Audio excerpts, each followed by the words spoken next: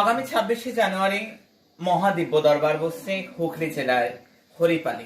হরিপাল লোকমঞ্চে যেহেতু মঙ্গলের বছর এই দিব্য দরবার মঙ্গলের বছরের প্রথম দিব্য দরবারে পাওয়া যাচ্ছে সমস্ত অমঙ্গল দূর করার জন্য পঞ্চমুখী হনুমান মহাশক্তি দিব্য।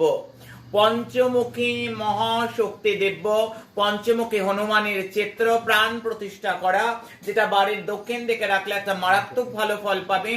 এবং তার সঙ্গে থাকবে পঞ্চমুখী হনুমান যন্ত্রম, যা কোনো প্রকল্পে পায় না, যা কোনো দরবার পায় না।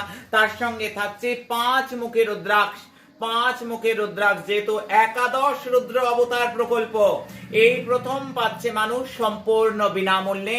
২৬শে জানুয়ারি মহাদিব্য দরবার চলো, সম্পূর্ণ বিনামূল্যে মঙ্গলের বছরে অমঙ্গল দূর করার একাধিক প্রকল্পের সাহায্যে ২৬শে জানুয়ারি।